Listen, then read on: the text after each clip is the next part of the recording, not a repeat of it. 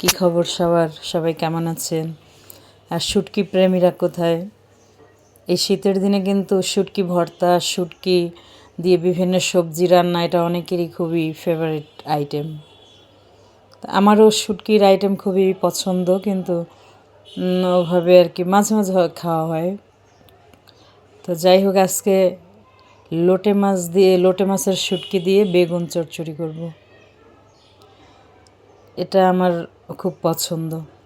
আগে মা মাঝে মাঝে বেগুন দিয়ে এই লোটে মাছ বা বেশিরভাগ চ্যাপা শুটকি দিয়ে করতেন, শুধু বেগুন আর চ্যাপা শুটকি দিয়ে তেলের উপরে একদম ভাজা ভাজা, কোনোভাবেই পানি দিতেন না। ওই শুটকিটা আমার অনেক পছন্দ ছিল, ওইভাবে রান্না। মায়ের হাতের রান্না খুব মিস করি। মা এখন রান্না করতে পারেন না, রান্না করেন না। অনেক বছর যাবতই মায়ের হাতের রান্না মিস করি। যাই হোক, তো প্রথমে আমি আজকে এই রান্নাটা সরিষার তেল দিয়ে করব। শুটকি আমি নর্মালি সরিষার তেল দিয়ে করার চেষ্টা করি। এখানে দিয়েছি পেঁয়াজ বাটা, একটু আদা, আর দিচ্ছি রসুন বাটা। আদা আমি বেশিরভাগ সব তরকারিতেই দেওয়ার চেষ্টা করি।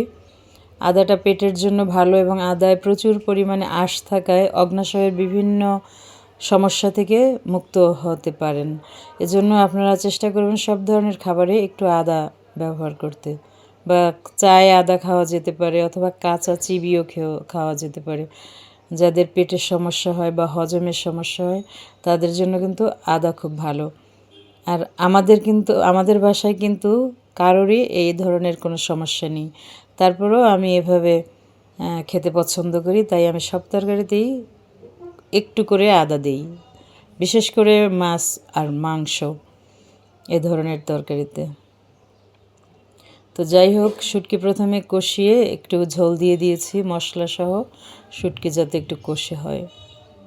এরপরে দিয়ে দিলাম বেগুন, আর একটা আলু কুচি করে দিয়েছি। এটা দিয়ে এখন কিছুক্ষণ নেড়ে, আসলে এক হাতে ক্যামেরা ধরি আর এক হাতে হচ্ছে নাড়াচাড়া করি, এজন্য দেখা যায় নাড়া দিতে গেলে পাতিল অন্য পাশে সরে যায়। খুবই হাসির ব্যাপার।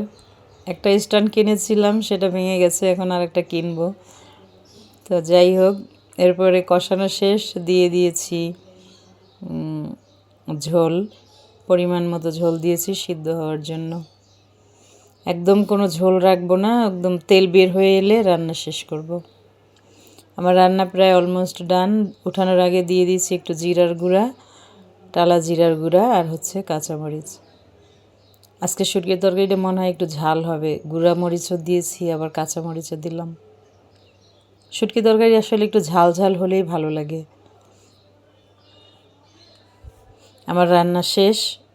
কার কার খেতে ভালো লাগে চলে আসেন। এভাবে তরকারিটা, এটা কিন্তু রুটি দিয়ে বেশি মজা লাগবে। তো রাতে খাবো রুটি দিয়ে, দুপুরবেলা ভাত দিয়ে। সবাই ভালো থাকবেন।